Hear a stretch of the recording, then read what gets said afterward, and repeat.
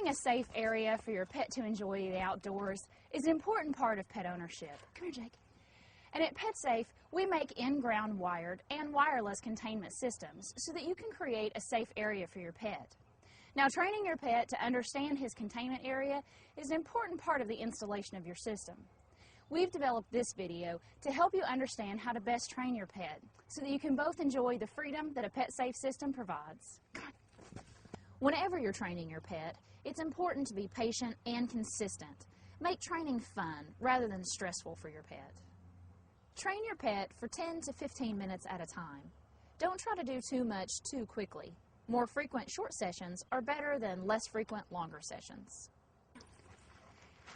You want your pet to make positive associations with the containment area, so make it fun. Give your pet lots of praise, treats, and have some playtime while you're going through your training.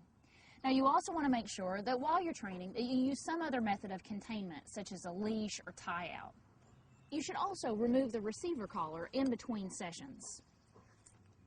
If your pet shows signs of stress, such as his ears are tucked or his body is lowered, slow down the training schedule.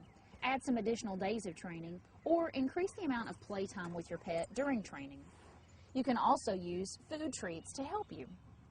For the sake of communication, we call the area of your yard the pet area, and the end of your containment area the boundary zone. We'll be using these terms throughout the video. Your containment system should be completely installed before you start training. If you need help installing your system, we've created a video for this too. The flags that are provided in your kit, you should go ahead and place those in your yard, about 10 feet apart. Once you've done this, you're ready to get started with your training. Come on, buddy. All right, sit. Okay, it's day one of training. Now, day one is about getting your pet familiar with the pet area and also getting them to make an association with the tone that your receiver collar makes and the pet area. Now, we're going to use this receiver collar to demonstrate. Yours could look a little different, but the concept of training will be the same. Now, we want to set this collar on level 1, which is the tone-only setting. Now, if your collar doesn't have a tone-only setting, you can still help your dog recognize the tone without getting a static correction by either holding the collar really close to their ear as you're getting them familiar with the area, or we also make a cover that will cover the contact points so that your pet can hear the tone, wear the collar, but not get a correction. Now, you also want to have a separate collar and leash on your pet that's not attached to the receiver collar. We don't want to put any pressure on these contact points against your pet's neck.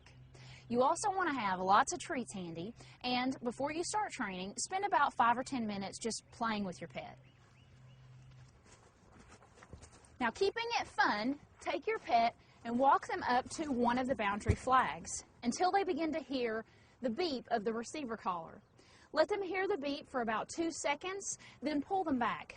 Offer them a treat and praise whenever they do return. It doesn't matter if you had to help them with the leash. You want to praise them anyway. Do this again and again, walking them up to the flag till they hear the beep. Oh, good boy, good boy. You want to try to get them familiar with about 3 flags on day 1. You want to keep working with them until they resist going close to that first flag that you started with. Again, offer them lots of praise, keep it fun, and just work in about 10 to 15 minute increments on day 1. Now, on days 2 through 4 of your training, you'll want to start using the static correction feature of your collar. Now, if your collar has multiple levels of correction, we recommend that you start on level 2 and test your pet's recognition of this level. Again, he'll hear the tone and he'll be receiving a static correction. But all pets are different, so they may not even recognize level 2. What you want to do is just pay attention to your pet and be aware of their recognition level. If you don't see any recognition, go ahead and increase the collar to level 3. Now, recognition will be anything from their ears going up, them looking at the ground, or something like this. When you start to see this in your pet, that's the level that you want to train on. So I'm going to put the receiver collar back on Jake.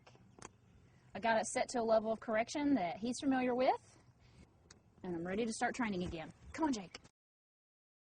Let's go. With full control of your dog and the collar set to the level that you've chosen, walk up to the boundary flag. Let your dog get the warning beep, followed by the static correction. When they get corrected, pull them gently back into the containment area and say, "Good dog." Give some praise and a treat. Good boy. Now, if your dog experiences any kind of stress when they get the static, just stop, have some playtime, reinforce the praise using good dog and other treats. And you just want to keep repeating this process of letting your pet get near the flag, hearing the tone, and getting the correction, and pulling them gently back in. And when they come, offer them praise and a treat. Good boy. As you continue your training on days 2 through 4, you want to keep working with your pet until they resist going into the static correction zone. Just like this. Good boy, Jake. Come on. So around days 5 through about 8, your pet should be very familiar with the pet area. They should recognize the static correction and the tone along with the flags and not be attempting to go outside the area. However, when they're in their yard, they're probably going to have some distractions. So you want to test and make sure that they aren't trying to go outside the boundary area when something is distracting them. So to test this, you want to get a toy like a ball or some treats or something like this that you can actually test this process. So to test this, I'm going to take this ball and I'm going to throw it outside the pet area, and Jake shouldn't try to go get it. Ready? Just like that. When they resist the temptation, praise them, give them a treat. Good boy, Jake. Very good. And just keep doing this all around the pet area, always praising whenever they don't go after that temptation. Good boy, Jake. Come on. After about 8 days of consistent training, you're ready to allow your pet in the pet area but off leash. Now, your pet is only ready for this stage when they're consistently respecting the static correction area and the pet area. During this time, don't include distractions such as throwing toys outside the boundary zone. Preoccupy yourself with other activities and allow your pet to enjoy the yard. Now, if for any reason they do go outside the static correction zone, take the receiver collar off and lead them back into the pet area. You may want to reinforce some of the training that we've already talked about if that happens. After about 2 weeks of consistent training, most pets are ready to run. You should check in on your pet at regular intervals, making sure they continue to respect the boundary area. After you're satisfied that your pet's training is complete, you can remove every other boundary flag for 4 days until all flags are removed. You may want to save your boundary flags for future use. 2 final important points to note. If you're going to take your pet out of the pet area, you want to remove the receiver collar and replace it with a leash. You also want to leave the containment area at the same place every time. This will help your pet associate leaving the containment area with you, the leash, and this specific spot. You may also have to give them a command such as okay or let's go to let them know it's all right to leave. Finally, you want to take the receiver collar off your pet on a regular basis. Just as humans can get bed sores from laying in one place too long, the same can happen with your pet and a collar. So for their comfort and health, take the collar off at least daily. We know you're going to enjoy the freedom that a pet-safe containment system gives you and your pet. If you have any issues with training or installing your system, please call our customer care center. They're standing by to help you. Come on, Jake, let's go.